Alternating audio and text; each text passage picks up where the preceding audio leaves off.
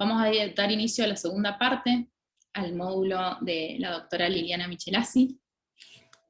Ella es jueza del Juzgado de Familia número 2 de Santa Fe. Hola, ¿cómo les va? Hola Liliana, bienvenida. Muchas gracias. Bueno, yo les quiero aclarar, previo a todo, que soy jueza de familia, es decir, que el abordaje que puedo hacer de esta temática es desde el punto del derecho civil, no desde el derecho penal, porque no me atrevería, porque no soy un especialista en ese tema. Mi mirada va a ser desde el derecho civil, desde las convenciones internacionales, y sobre todo, básicamente, no voy a abordar derecho penal, porque no es lo que sé. También quiero aclarar que soy jueza de un tribunal colegiado de familia, no de un juzgado, pero bueno, es una nimiedad. Está ahí con ustedes, me da un calorcito en el corazón, porque hace muchos años, como 40 años que visito San Martín, porque tengo seres que adoro en ese lugar. Bueno, vamos a trabajar. Yo me puse a pensar en una frase que me lleva a pensar en todo lo demás. Los dolores que nos quedan son las libertades que nos faltan.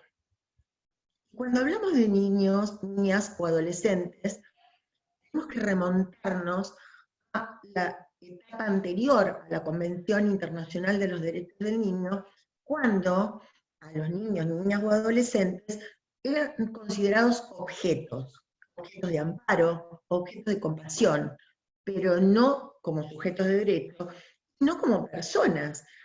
Yo me acordé de una distinción que hacía un filósofo muy antiguo, que después dejé de querer porque le vi una mirada muy patriarcal, pero esta distinción que hace entre cosa y persona me pareció importante para comenzar a hablar de esto. Las cosas tienen valor, las personas tienen dignidad. Las cosas son un medio, los seres humanos un fin en sí mismo. Las cosas están atadas a una forma instrumental de concebirlas, mientras que el medio natural de las personas no es otro que el de la libertad. El primer instrumento internacional que se concibe los derechos del niño como derechos humanos de los niños, niñas y adolescentes, la Convención Internacional de los Derechos del Niño. Es un hito fundamental en la historia de los derechos, porque se empieza a concebir niño, niña o adolescente como sujeto de derecho. De esa Convención Internacional de los Derechos, perdón, mis perras están ladrando, como consecuencia de esa Convención Internacional de los Derechos del Niño que la Argentina suscribió, tuvo que responder a los requerimientos internacionales para reglamentar esa convención. Y surgió la Ley Nacional 26.061, que es un sistema de protección de los niños, niñas y adolescentes, de los cuales Lucía hoy nombró algunos artículos. Nosotros en la provincia de Santa Fe tenemos la ley provincial, que bueno, es 12.967, que fue reglamentada por última vez en el 2010.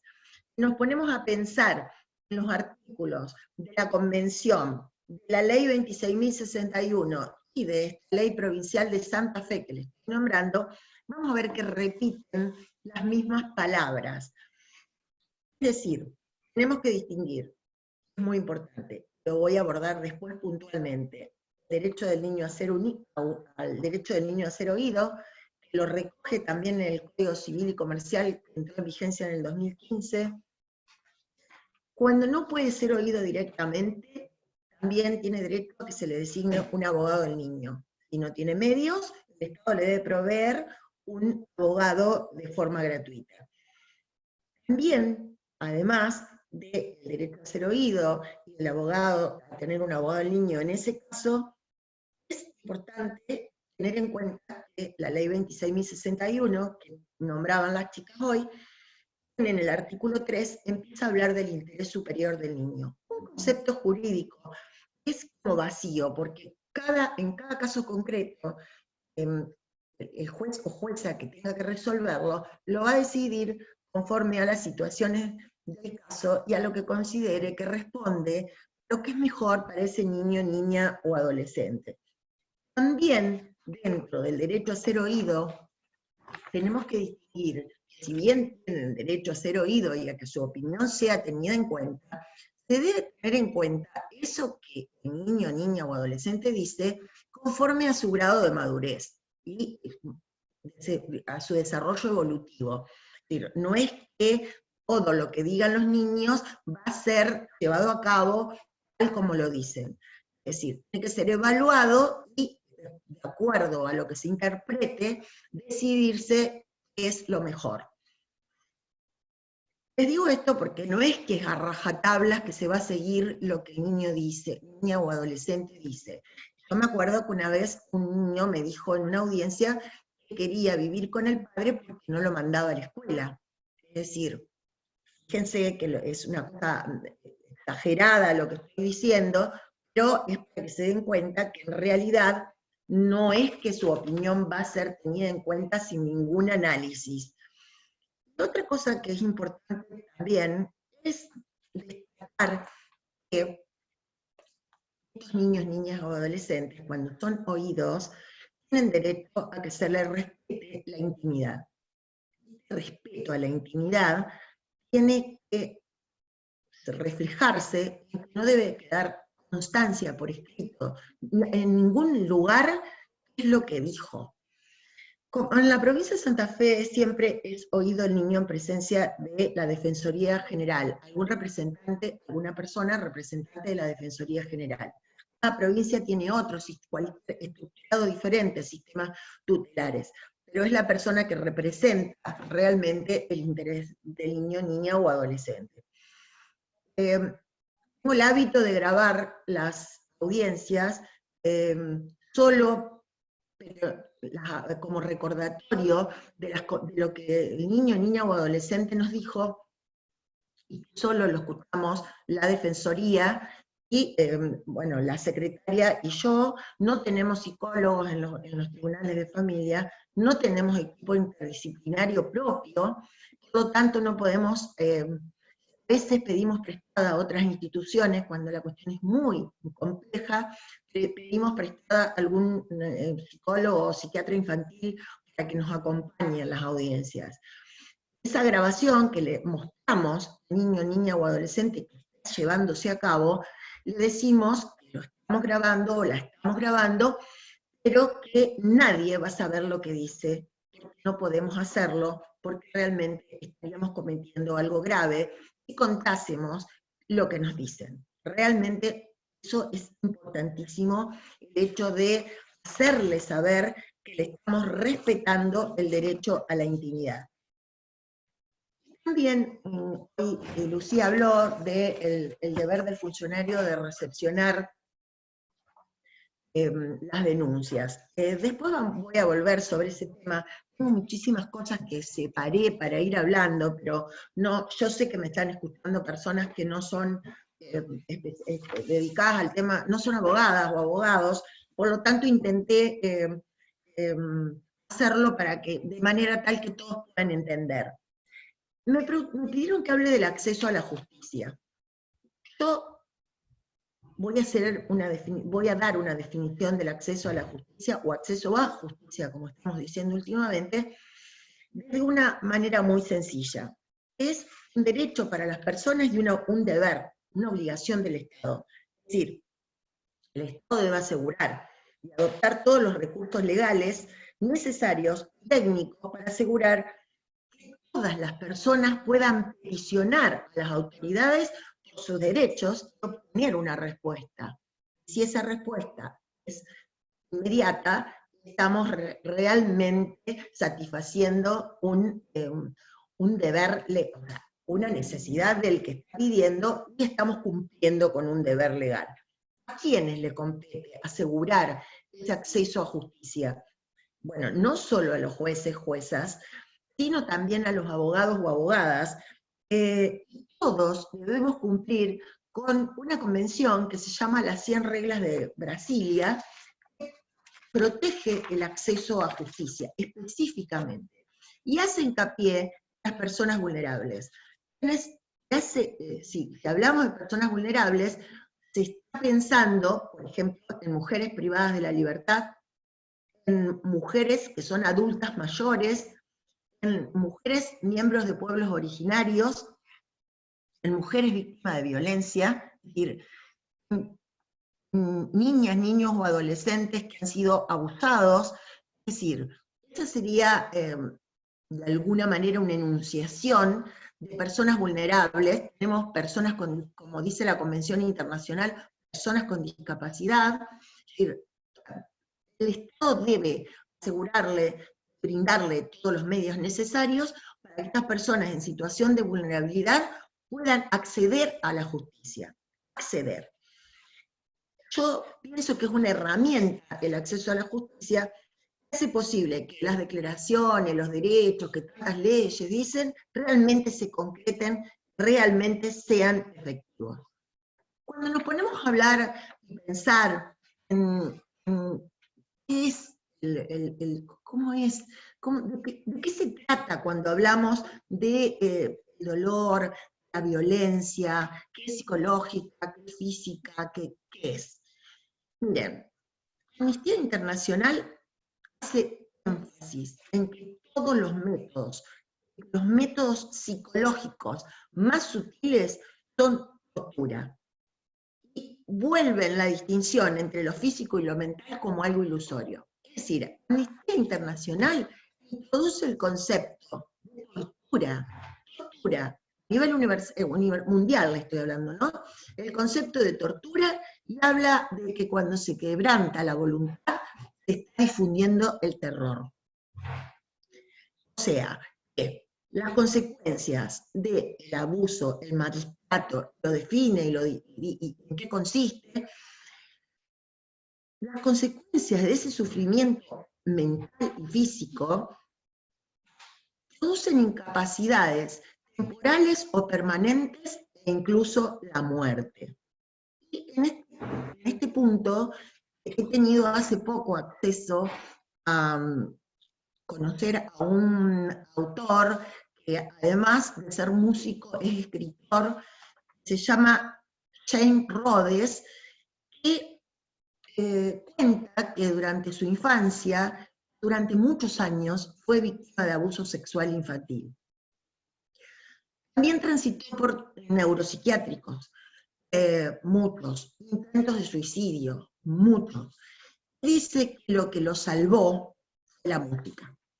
Él dice que empezó a incursionar en la música, a escuchar música clásica, Bach, dice Beethoven, menciona a Rachmaninov, me costó pronunciarlo, y él ha publicado hace poco, vive en España, ha publicado hace poco un libro que se llama Memorias de Música, Medicina y Locura.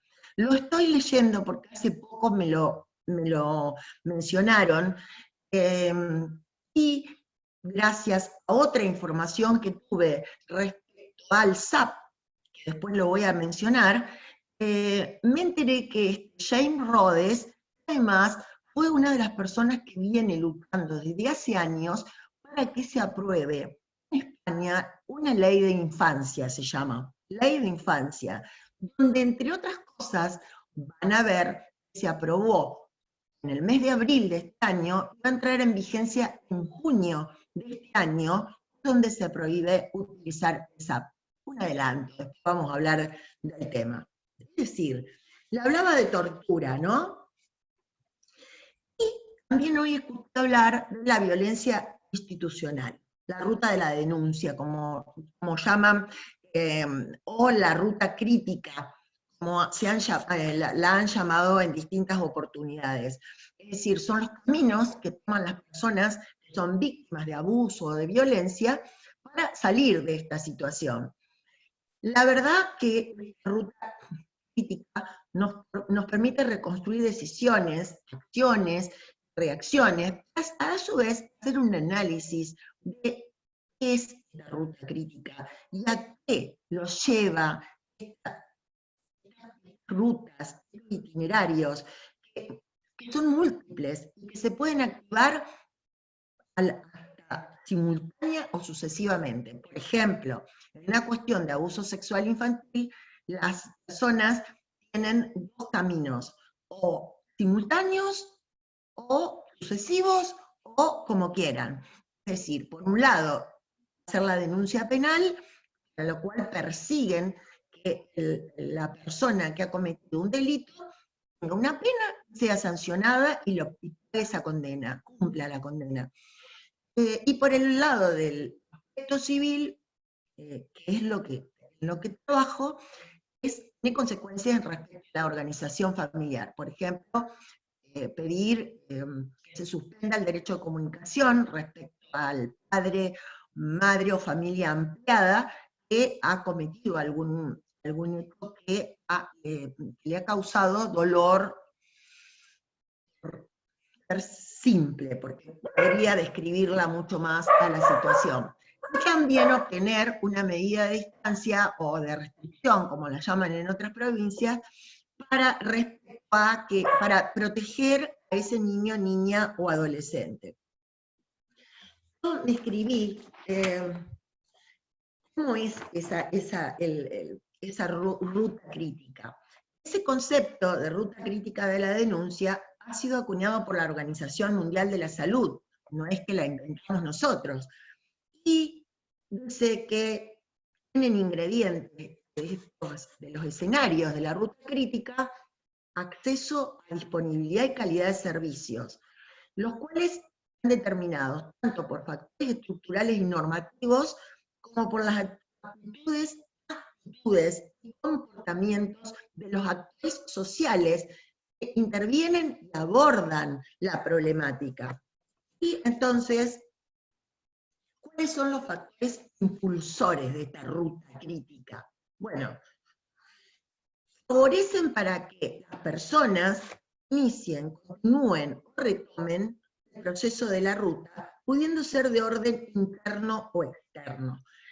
Fíjense, hoy hablaban de fallos que las personas han efectuado la denuncia luego de pasados 20 años. Yo tengo acá un fallo del Tribunal Europeo de Derechos Humanos del año 2014, donde también la persona que hace la denuncia lo hace después de 20 años. Y también tengo un fallo que después le voy a comentar, que es del año 2020, que es de un tribunal de Villa María, Córdoba, donde, hablando con las chicas previamente, hablan de testigo necesario, una cosa que incorpora el Código Civil, fíjense que después te los voy a contar, y también el valor que se le da al relato de la víctima. Dentro de esta ruta que deben recorrer las personas para realizar una denuncia, bueno, la verdad que está la revictimización, que tienen razón, es cierto, y que se intenta evitar, la violencia institucional, y vivir en prácticas cotidianas.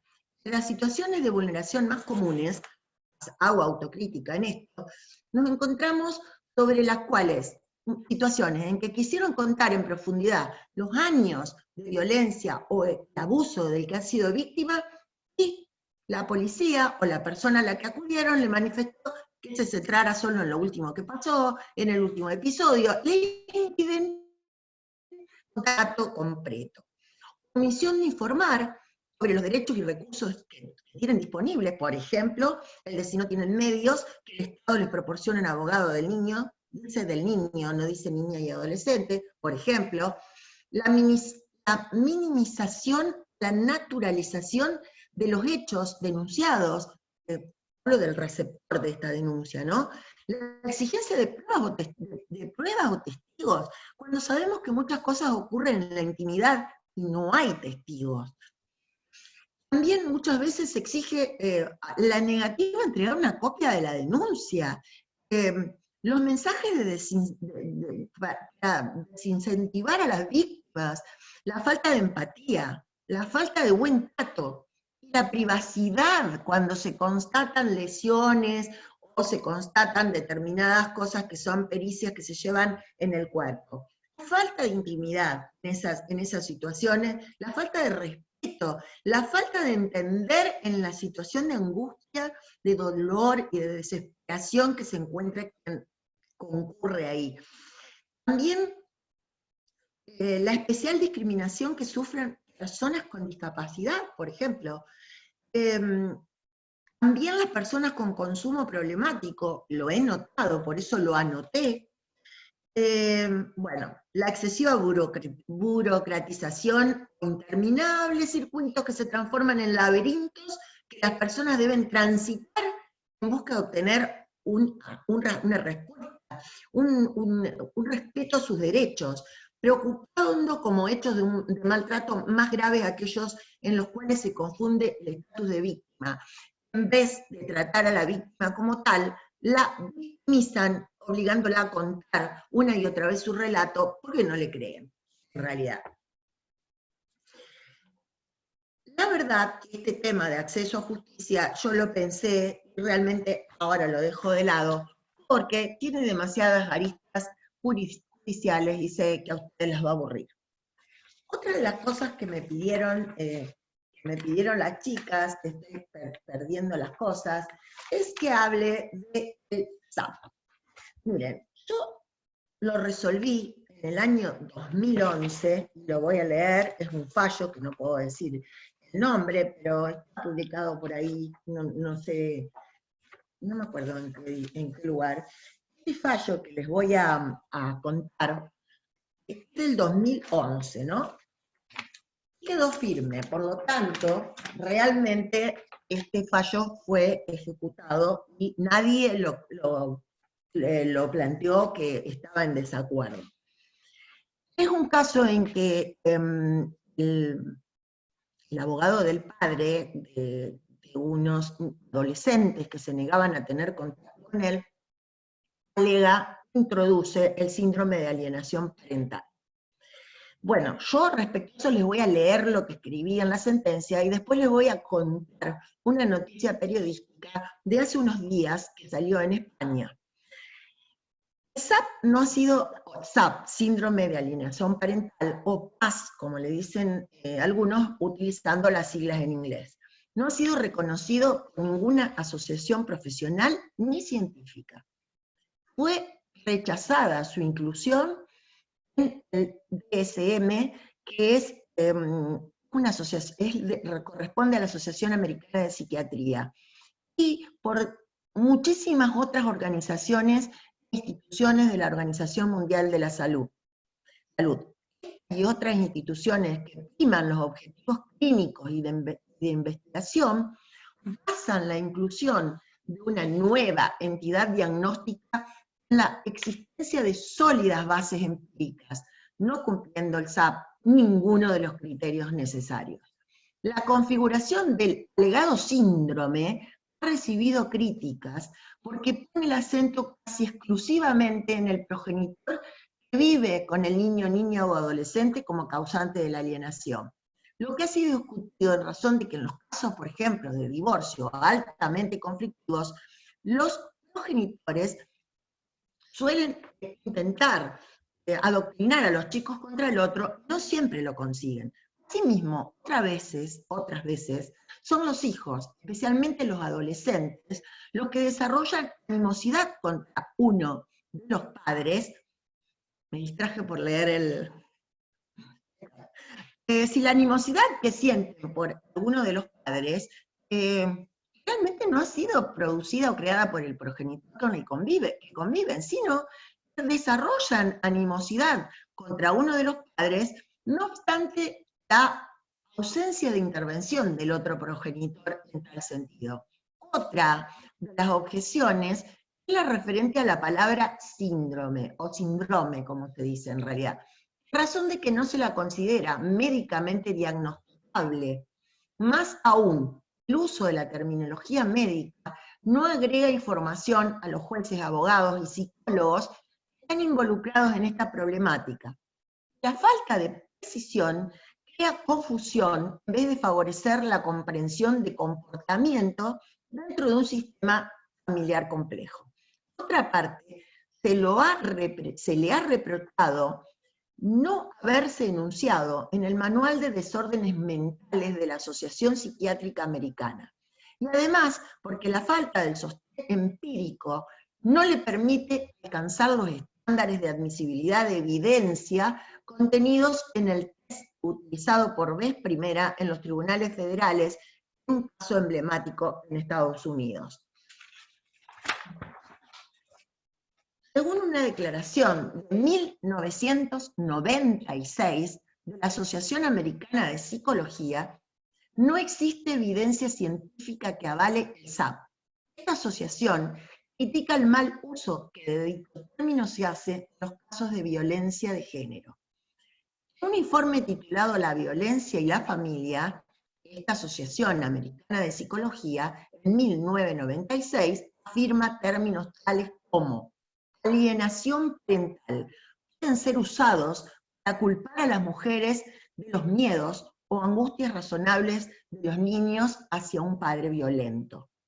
La guía de evaluación para jueces de los casos de custodia infantil en contexto de violencia doméstica, editado por el Consejo Nacional de Juzgados Juveniles y de Familia, advierte en su edición del 2006 sobre el descrédito científico de dicho síndrome.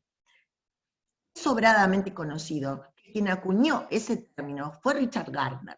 Richard Gardner era un psiquiatra y un psicólogo de Nueva York. Él lo definió como un proceso destinado a romper el vínculo de los hijos con uno de los progenitores, casi siempre referido al padre y protagonizado por la madre. Según el citado Gardner, es un proceso de alienación que únicamente puede ser combatido por una terapia de desprogramación, terapia que hacía él, ¿no? La popularidad e invocación que de este denominado síndrome se está realizando en los últimos tiempos, las calificadas como peligrosas consecuencias que está llegando a tener en relación con los procesos de separación y de divorcio, llevaron a que en diciembre del 2007 un muy numeroso grupo de solventes profesionales de medicina y de salud mental suscribieron un manifiesto ante el fenómeno psicológico legal del pretendido síndrome de alienación parental, en el que, entre otras afirmaciones, se expresa de forma contundente que la ideología que sustenta al PAS o SAP es abiertamente pedófila y sexista, siendo un instrumento de peligroso fraude pseudocientífico que está generando situaciones de riesgo para los niños y está provocando una involución en los derechos humanos de los niños, niñas y adolescentes de sus madres.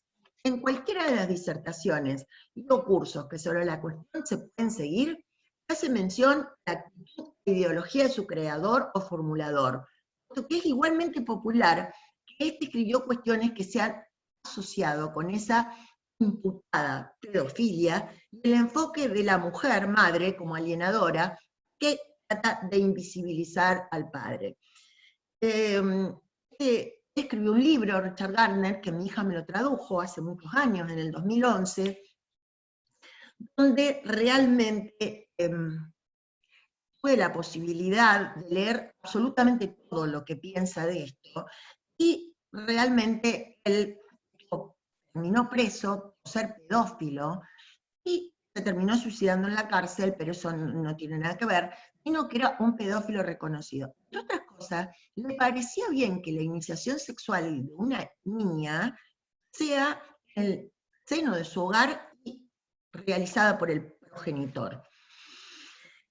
Los riesgos de la asunción de esta teoría y de la terapia indicada por su creador han sido igualmente advertidos por la Asociación Española de Neuropsiquiatría. La construcción teórica del síndrome de alienación parental de Gardner como base para cambios judiciales de la custodia de menores. Son cada vez más numerosos los profesionales de la psicología y la psiquiatría que valoran la formulación del síndrome como un modo más de violencia contra la mujer, que recuerdan que la ciencia nos dice que la razón más probable para que un niño rechace a un progenitor es la propia conducta de ese progenitor. En realidad tengo muchísimas más fundamentos, muchísimos fundamentos en contra de ser considerado ALSAP, pero fíjense que uno de los especialistas, doctor Carlos Rosanqui, que fue uno de los mayores especialistas en el país en el tema de abuso sexual, y que autor del proyecto que impulsó la Cámara Gesell, llama públicamente al SAP, literal, un engendro inventado, motorizado con éxito por un pedófilo. 2 puntos, Richard Gardner. Y respecto a eso, les leo la noticia que salió hace unos días, donde el Colegio de Abogados de Madrid suspendió un curso sobre el falso síndrome de alienación parental que prohibirá la ley de infancia de la que hoy le hablé. A pesar de haber sido desacreditado por organismos judiciales y organizaciones médicas, SAP sigue colándose en los juzgados y también en foros de profesionales. El Colegio de Abogados de Madrid ha decidido suspender un curso que había programado para el pasado 27 de abril que daba crédito a esta teoría calificada de pseudocientífica. La formación que ofrecía el Colegio de Abogados de Madrid era de 5 horas y cobraban 65 euros. Y se llamaba el síndrome de alienación parental en los procesos contenciosos, realidad o mito. Ante la controversia que suscitó el tema, dada la imparcialidad que debe tener ese colegio de abogados, ese curso que iba a ser impartido online y que incluía como descripción que su contenido estaría dirigido a conocer los alcances del SAP, lo suspendió. ¿Por qué? Bueno, la suspensión del curso se produce en un momento en el que el llamado el síndrome de alienación parental ha salido a la luz con fuerza por 2 motivos, en España, ¿no? Porque ha salido la Ley de Protección de la Infancia, se llama, frente a la violencia que aprobó el Congreso y que les conté que va a entrar en vigencia en junio de este año, la primer ley que existe en el mundo respecto a esto, y donde realmente prohíbe el SAP. ¿Pero qué es el SAP? Acá otra vez explican lo que más o menos le conté, que lo creó en los años 80, que son alienados los niños y niñas, dice niños, adoctrinados por parte del progenitor que protege a los niños.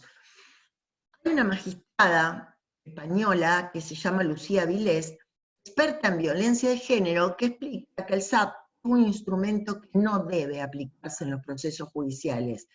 En ello ha insistido el propio Consejo General del Poder Judicial, que lo califica como teoría pseudocientífica, y muestra su preocupación para que sea usado para culpar a las mujeres de los miedos o angustias razonables de los niños hacia su padre violento.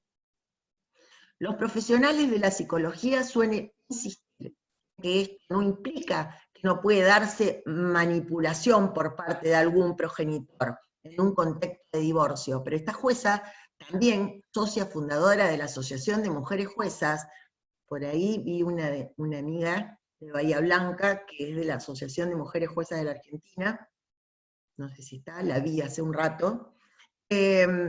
Bueno, esta jueza Vilés, socia fundadora de la Asociación de Mujeres Juezas, y cree que las alegaciones de SAP en un proceso judicial se realiza con la única finalidad de minar la credibilidad de las mujeres.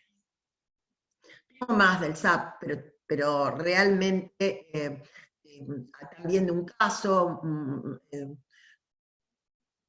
muy importante y muy conocido, pero en realidad hay una fuerte prevalencia de aplicación en casos de violencia de género, maltrato y abuso hacia las y los menores.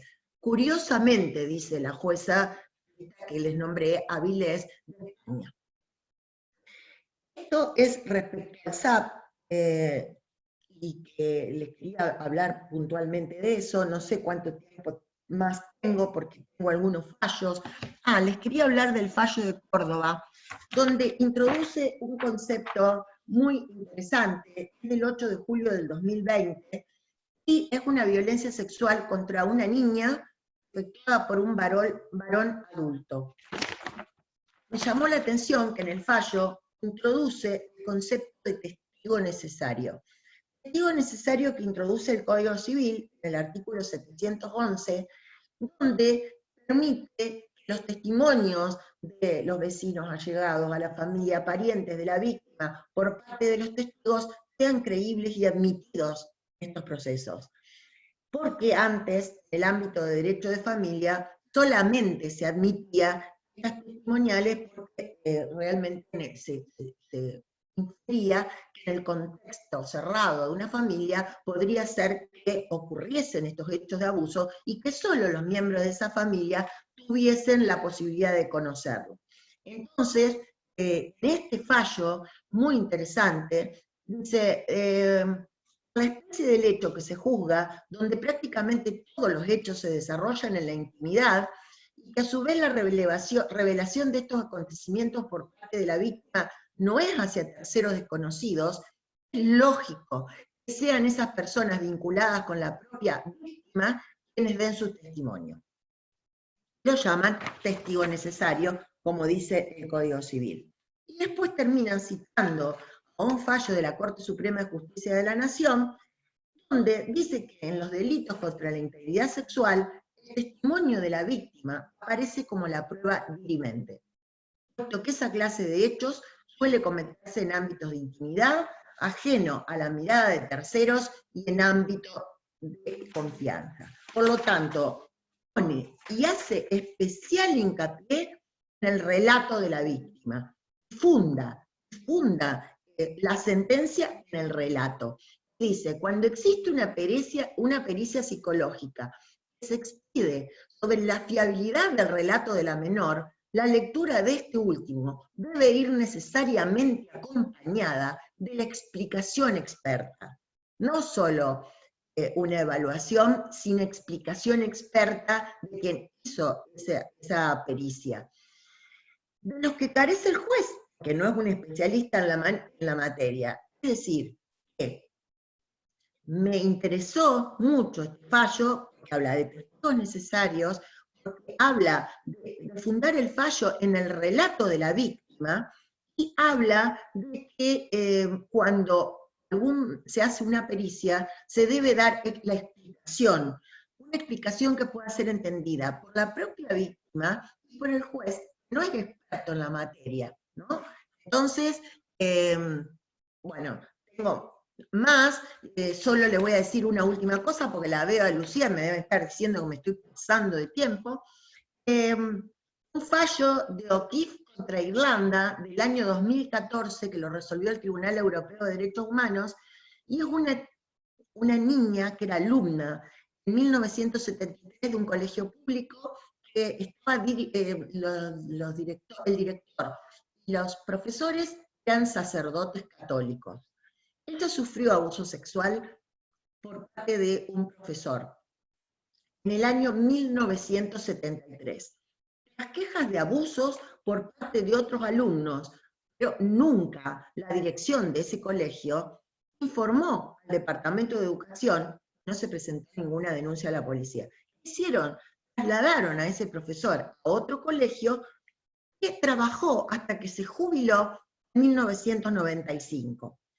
Fíjense, el hecho ocurrió en 1973 y este abusador siguió dando clases en colegios donde asistían niñas y niños, que se jubiló tranquilamente en 1995. Fíjense lo que dice en el relato. Que ella, la víctima, borró de su memoria.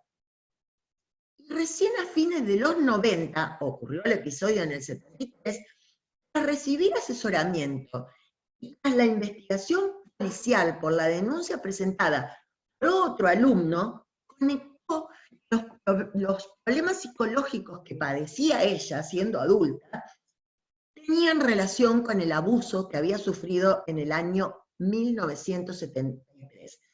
y declaró en la policía en 1997. Me río porque yo en el resumen que hice puse el tipo, efectivamente. Fue acusado por 386 delitos, declarado culpable de todos los cargos, y fue condenado a prisión. Este fallo es increíble porque realmente hay que leerlo todo, porque es realmente increíble. Y antes que me miren y yo termine, les quiero decir que es importante, necesario, urgente, que la ley Micaela, que es obligatoria en género para todas las personas que integran los 3 poderes del Estado, que invita a todas las provincias a adherirse, que todas se adhirieron, que la última fue la provincia de Tucumán, realmente es necesaria que sea, pero hecho, dictadas las capacitaciones sobre la incorporación de la perspectiva de género. Por favor, no puede un juez dictar una sentencia sin tener en cuenta la perspectiva de género. No puede haber, no haber estudiado la ley Micaela y no puede no haber recibido capacitación. Hoy en la provincia de Santa Fe se está dando, no solo en el Poder Ejecutivo, en el Poder Judicial, se está dando en la policía.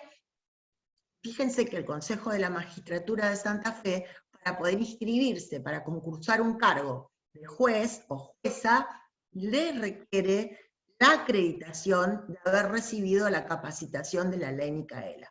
El problema que tiene es que no nos requiere a los viejos jueces y juezas que lo hagamos. Es decir, los hacemos siempre las mismas personas, pero bueno, yo creo que se debería requerir.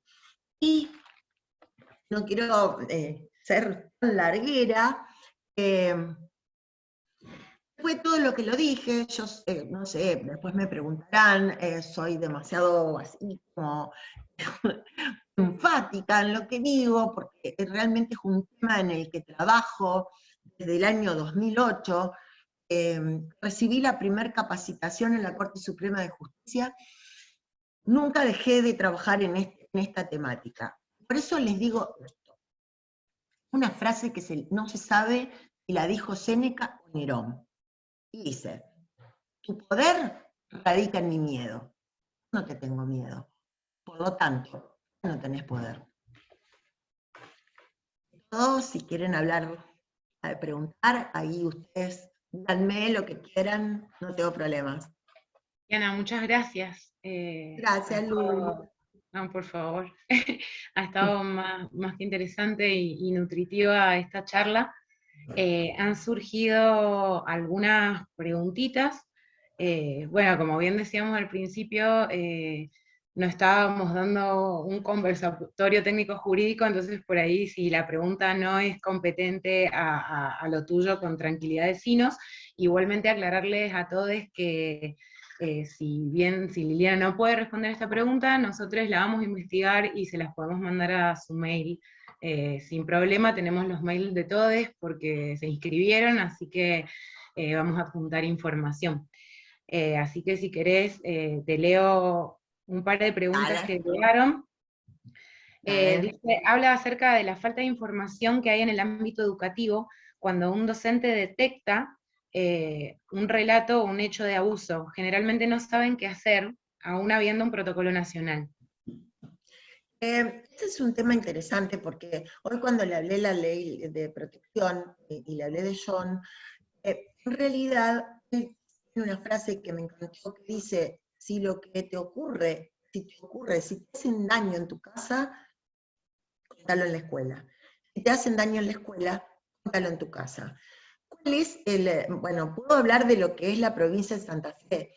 En realidad, por la ley de violencia familiar, los docentes están obligados a poner en conocimiento a las autoridades y se toman conocimiento de que algún alumno o alumna ha sido víctima de violencia, de abuso o de lo que fuere. Si no lo hicieran, están incumpliendo con un deber que los hace pasible de una sanción penal. El protocolo dependerá de cada provincia. En la nuestra se asegura la privacidad, es decir que la persona que denuncia no va a salir a la luz, y eso en ocasión de dar capacitación en escuelas de barrios muy difíciles, donde hay mucha violencia, las maestras me decían que si los padres del alumno o alumna se enteraban que habían hecho una denuncia, la amenazaban, corría riesgo su vida porque también atentaban contra ella o él. En general, las personas que me han contado esto eran mujeres. Pero realmente deben denunciar, por lo menos en la provincia de Santa Fe, en el ámbito de la ley de violencia familiar, están obligadas. Así como los efectores de salud que tienen conocimiento, por ejemplo, de una violencia o de un abuso, están obligados, bajo la posibilidad de incumplir con los deberes de funcionario público o del cargo que tuvieran, y de ser pasibles de una sanción penal. Perfecto. No sé si le contesta la pregunta. A ver, ahí veremos si nos responde en el chat quién hizo esa pregunta. Después Fernanda nos pregunta qué se entiende por corrupción de menores. Bueno, eso no lo puedo... Es una pregunta de derecho penal, realmente no lo sé. Bien. Sinceramente no la puedo contestar. Entonces esa duda la vamos a resolver, la vamos a investigar y la vamos a resolver nosotros vía mail. Bueno. Porque han surgido, bueno, comentar esto también me parece importante, durante la inscripción han surgido preguntas que no tenían que ver con el derecho civil, pero también hemos entendido la necesidad de seguir generando estos espacios y abordar otras temáticas, como es el derecho penal, o el tema de pericias específicamente y demás. Así que bueno, también hacerles saber que esas dudas van a ser tenidas en cuenta para próximos encuentros. Bueno, ahora sigo con otras preguntas que hay por aquí. Acá dice, teniendo en cuenta que todo este proceso de denunciar conlleva revivir los eventos constantemente para relatarlo innumerable de veces a extraños, también resulta traumático. ¿De qué forma se podría facilitar o acompañar desde las instituciones a los sobrevivientes durante este momento? Yo creo que en realidad hoy la crítica que hice de la ruta de la denuncia tiene que ver con la capacitación. Es decir, capacitar a quienes son los receptores de las personas que están atravesando esta situación, trabajar en redes para impedir que una y otra vez sea tomada declaración o que sean sometidos a pericias las personas que van a denunciar. Llegan a un grado de agotamiento tal que ya no quieren hablar. La cámara Gesell es un medio muy utilizado, por lo menos lo utilizo mucho, porque cuando hay una denuncia hecha penal por abuso sexual, y a su vez tengo algún pedido desde el punto de vista de una media instancia o la suspensión de derecho de comunicación, generalmente, como la parte penal ha sido la primera que ha sido instada, le pregunto al juez si va a hacer una cámara Gesell y le pido autorización para estar presente, de manera que tengo acceso a la declaración, a los informes de las personas especializadas en manejar una cámara Gesell, porque hay personas que están adentro con la víctima y afuera están observando personas que están especializadas en el tema. También yo creo que esa es una manera, porque después está grabado y filmado, de manera tal que se pueda acceder a esa grabación y filmación para no volver a citar, para que cuente de nuevo la historia, porque realmente llega a un punto tal, en las personas más grandes, bueno, lo explican, pero los niños y niñas y los adolescentes realmente llegan a un punto en que ya no saben qué decir, porque están hartos, hastiados, creo que no quieren siquiera llegar a una institución, porque no quieren más, les pregunten una y otra vez lo mismo.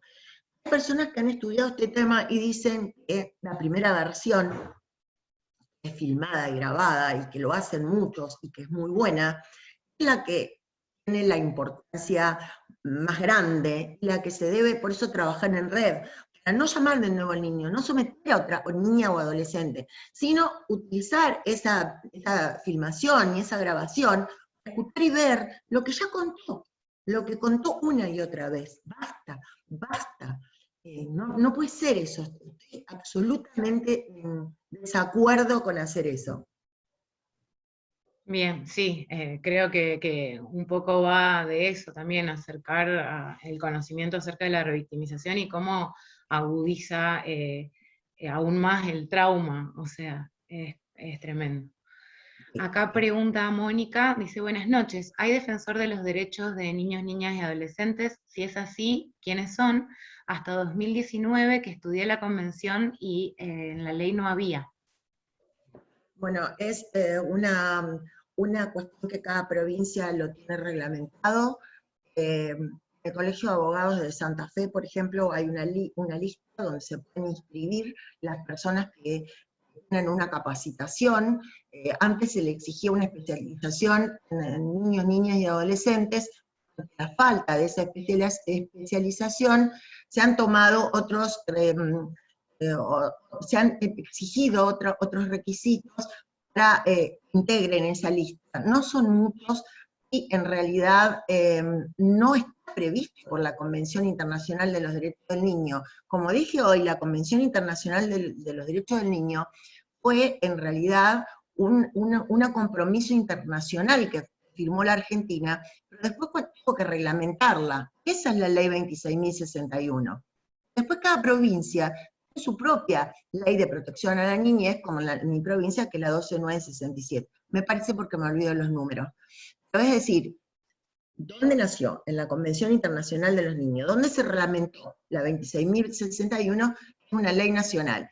Cada provincia, a su vez, reglamentó. La ley de la provincia de Santa Fe tiene muchos aspectos procesales, muchos. Realmente regla muchísimo los aspectos procesales. Eso lo destaco. Pero claro, si estudió la Convención de los Derechos del Niño no va a encontrar. Dice que debería, hay un artículo, que ahora no me acuerdo cuál es, dice que se le debe proveer defensa al niño, niña o adolescente. Sinceramente, no puede una convención internacional invadir la jurisdicción de cada país, meterse en su derecho interno, ordenarle cómo lo tiene que llevar a cabo. Realmente no lo podría hacer una convención internacional.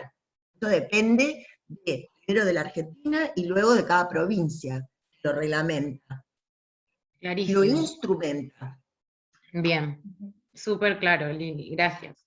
Bueno, acá hay un comentario que habla reforma judicial urgente, formación de los jueces en perspectiva de género y derechos humanos. Estamos de acuerdo con todo eso. Acabo de hacer la autocrítica. Sí, total. Después, a ver si veo alguna otra por aquí. Una que se repitió, que no sé si la pudiste averiguar o nos queda como tarea pendiente, que era cuando el abuso es cometido por otro menor. Sí, lo averigüé. Pese a que es de penal, hoy hablé a mi amigo Alejandro, que hoy me escribió que no podía ingresar, y su mamá, Matías, mi amigo Matías, y su mamá Alejandra, que fue directora de la Subsecretaría de la Niñez, y hoy me dijeron que no podían ingresar. Hoy Matías, que trabaja en un efector de la Subsecretaría de la Niñez, me explicó la pregunta que me hizo Lucía. ¿Qué pasa cuando un menor de 16 años, porque la edad de punibilidad, o sea, a partir de qué edad se le aplica, se lo puede procesar y condenar, a los 16 años? ¿Qué pasa si un menor, por ejemplo el caso que me contó hoy Matías, de 14 años abusó de una niña de 8? Es terrible esto que me enteré. No se lo puede imputar. No se lo puede imputar porque tiene 14, el caso que él me contó. Y lo que se hizo fue trabajo de servicio local, o sea, de apuntamiento de la niña y de alguna manera, protección del abusador. O sea, una cosa que me quedó dando vueltas. Miren, lo estoy leyendo, porque me dijo, no se puede imputar, y solo estamos trabajando desde los servicios locales para apuntalar a la víctima y de alguna manera intentar hablar, no sé, no lo puedo decir porque ni siquiera lo creo. A ver, que la conducta del abusador sea cambiada. Lo digo así porque ni yo lo creo, lo que estoy diciendo. En Santa Fe tenemos juzgados de menores donde tienen una intervención, una justicia penal juvenil, pero realmente, puntualmente, cómo lo hacen, no lo sé. Pero sí sé que si tiene menos de 16 años, no son punibles, no se los puede someter a juicio ni condenar. Entonces yo pregunté, si tienen 16, pero no 18, que es la edad que son mayores de edad, bueno, solo son punibles si cometieron un delito grave, como homicidio o abuso sexual. Y en ese caso, ¿qué pasa? Bueno, la custodia por parte del juez con el objeto de procurar la adecuada protección mediante la protección integral. La lleva a cabo el juzgado de menores. Lo que me dejó más confundida que al principio de la pregunta que le hice a mis amigos. No sé de derecho penal, pero me parece que sí leo los medios y sé que es tema constante de discusión sobre bajar la edad de imputabilidad, quienes se oponen, quienes están de acuerdo, pero sinceramente es increíble que si el abuso lo cometió un menor de 15 años, no pasa nada, no pasa nada. Yo no lo puedo creer, pero bueno, no sé de derecho penal, repito. Bien. No lo Bueno, creo. fue una pregunta que se repitió un par de veces. Después, acá me hacen una pregunta, yo realmente ignoro de qué se está hablando, pero te la hago igual. ¿Qué opina sobre que Eva Giberti pide que no se utilice el término de abuso sexual infantil? Lo pregunta Ana. No, yo no sé, respeto profundamente, obviamente, y he leído y estudiado a Eva Giberti, pero sinceramente no lo sé.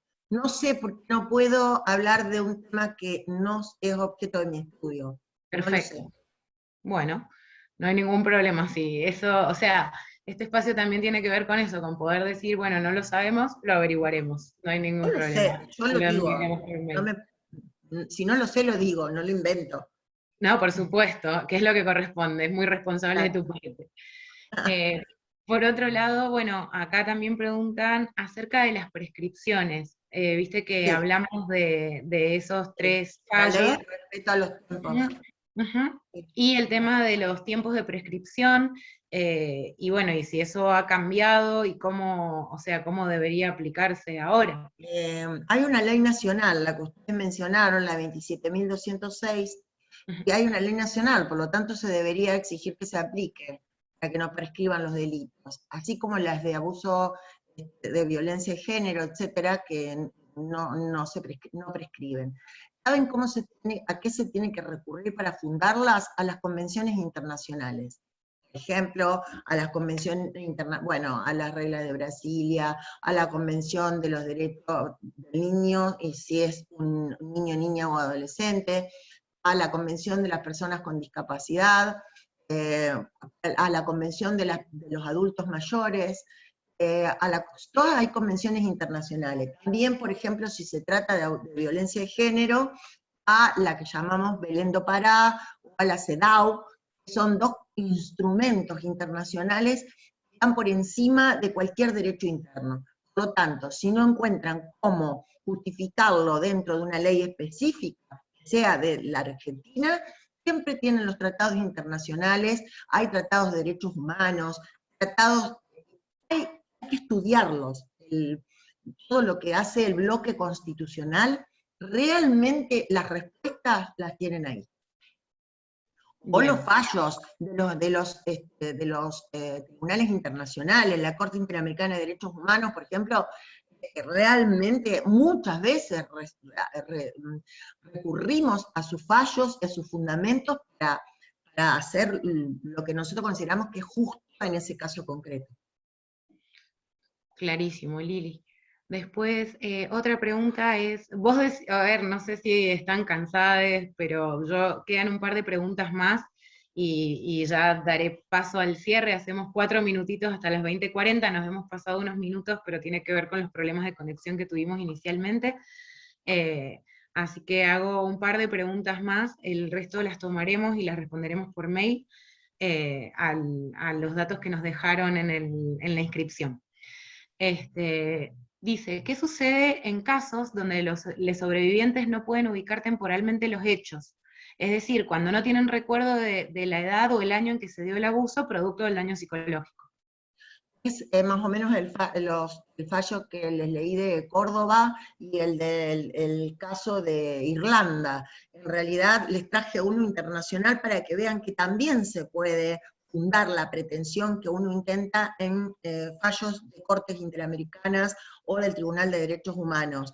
Yo creo que no importa si no puede ubicar temporalmente los hechos. Fíjense que el caso que les conté de Irlanda, la víctima había sufrido el abuso cuando era muy pequeña, iba a la escuela primaria, y lo había olvidado, dice en una parte literal del relato de la víctima, hasta que empieza a relacionar, porque se hacen públicas las denuncias de otros compañeros, y empieza a relacionar los problemas psicológicos que sufría con ese abuso del que había sido víctima. No tenía precisión temporal, pero sí podía describir todo lo que le había pasado. Es decir, fíjense que se hizo, que esta persona fue condenada, me parece perfecto. Si acá es rechazado por alguna razón, bueno, fíjense que se puede recurrir a los fallos de los tribunales internacionales para fundar la petición ante el juez que tiene que resolverla. Yo creo que no importa, porque además lo doloroso de todo lo que vivieron hace que no puedan ubicar o que se le borren parcialmente cosas. Si ustedes escuchan el relato de una persona víctima de abuso sexual o víctima de violencia, van a escuchar que son incoherentes. El relato que es cortado, que es no sigue un hilo conductor, que les lleva mucho tiempo a veces, porque tanta la violencia que han sufrido, que no pueden hacerlo. No es que no quieren, porque en un principio, cuando no se tenía en cuenta la perspectiva de género, decía, bueno, pero después de tantos años vino a ser.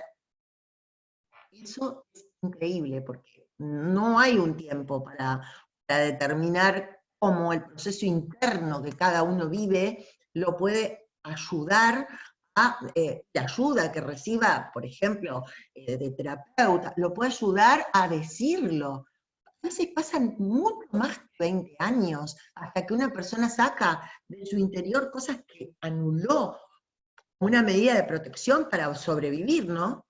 Tal Como cual. dice, Una defensa.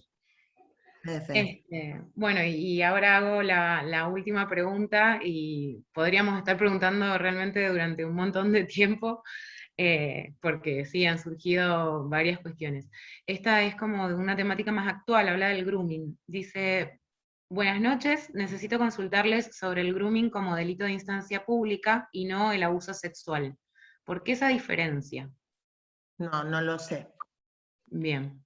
No lo sé, incluso de grooming tenemos muchas cuestiones de conflictos de competencia, que no se sabe bien ante qué juez se debe presentar. Ahora las cámaras están resolviendo respecto a eso, pero realmente no lo puedo contestar porque no puedo hablar del abuso sexual, porque no es un tema que yo pueda manejarlo desde el derecho penal, ¿no? Bien. Sí, claro. Y aparte es una temática, bueno, el ciberdelito que le llaman, digamos, que realmente no se sabe a quién recurrir en este momento. Es como que todavía no están creados los espacios. Mirá, en el ciberdelito depende.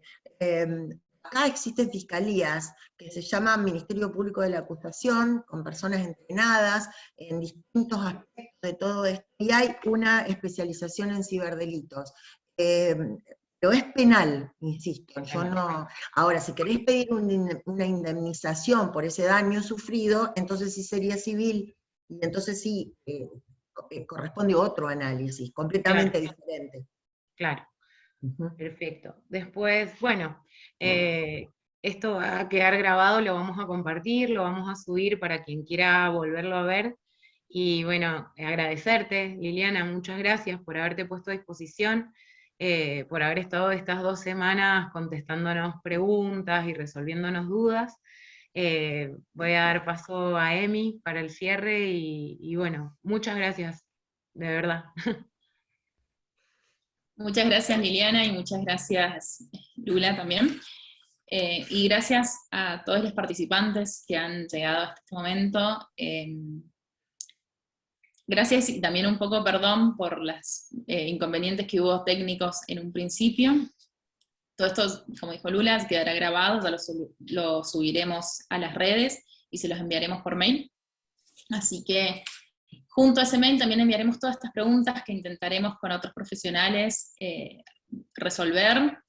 Y también está abierta la puerta a si alguno de ustedes tiene esa información o tiene las herramientas, generemos un espacio de diálogo, generemos un espacio de co-construcción entre todos. Así que quienes quieran, tienen y pueden información, nos los pueden enviar al mail de conversatoriosurgentes@gmail.com y nosotros la compartiremos con el resto. Así que nada, muchas gracias. No me queda más que agradecerles en realidad, pero bueno, creo que también había muchos rubros de personas interesadas en que charlemos de esta temática, desde la psicología, desde el trabajo social, desde el derecho penal. Así que nos deja la puerta abierta para generar otros conversatorios. Ojalá podamos hacerlo en modalidad conversatorio y que cada uno dé su experiencia y su opinión y que generemos debate, que me parece muy importante que hablemos de estos temas, que los saquemos del tabú, que los llevemos, como alguien decía ahí en los comentarios, que llevemos estas temáticas a cada uno de los rubros donde trabajamos, que los llevemos a las escuelas, que lo nombremos en la familia, que nada, pongamos el cuerpo en la lucha y que lo hagamos desde cada uno de nuestros espacios. Me parece muy importante también, como hablaban, de reclamando la ley Micaela en cada uno de sus espacios, que también es buenísimo tener esta información para tener la capacidad de reclamarle a al rubro donde estemos capacitación, o que busquemos nosotros y construyamos entre juntos la capacitación y las herramientas necesarias para poder hacer. Así que muchas gracias. Perdón, quiero decir una cosa. La ley Micaela fue promulgada por el Congreso de la República Argentina el 19 de diciembre del 2018. 2018. Y todas las provincias adhirieron. Todas. Por lo tanto, ustedes pueden reclamar. Su provincia aplique la capacitación obligatoria en la temática de género, de violencia contra todas las mujeres que se desempeñan en la función pública, en todos sus niveles y jerarquía, de los poderes ejecutivo, legislativo y judicial. Eso. Y muchas gracias. Es una oportunidad de aprender, y gracias porque trabajan mucho. Así que gracias. Fue un placer estar con ustedes. Gracias, Liliana. Bueno, es importante también lo que dice Liliana, como estudiante de carreras docentes, también entender desde la docencia la ley de educación sexual integral y tener conocer en profundidad el rol que debemos tomar como docentes y la importancia, y saber y conocer también las leyes que nos amparan para que podamos darlos en las clases, para que podamos traerlo. Me parece sumamente importante. Y creo que podemos construir, ahí me distraigo porque voy leyendo los mensajes en el chat de docentes que se ofrecen a acompañar y a dar temáticas, así que bueno, creo que es muy interesante que nos sigamos encontrando y sigamos construyendo, y cada uno de su rol, de su lugar, y desde su experiencia poder brindarnos mutuamente herramientas. Así que muchísimas gracias por haber participado de este encuentro, a todos, estaremos en contacto. Pido un minutito, una cosita, Sí, que Lula, ¿cómo no? todos podemos encender nuestras cámaras, así hacemos una fotito, porque estamos realmente contentes de la convocatoria y muy agradecidos de que estén acá. Nuevamente disculpas por los desperfectos técnicos. Vení, Belu, acá hay un equipo que está haciendo vigilia desde las 2 de la tarde por este conversatorio. Así que bueno, muchas gracias a todos. Hago un print de pantalla que no lo sé hacer. A ver, ¿a dónde estará? Acá. Creo que ahí lo tengo. Creo que lo tengo. Muchas gracias a todos. Que estén bien. Muchas gracias, y recuerden cualquier duda a nuestras redes o al mail de Conversatorios Urgentes, y esperamos que sigamos en contacto. Gracias.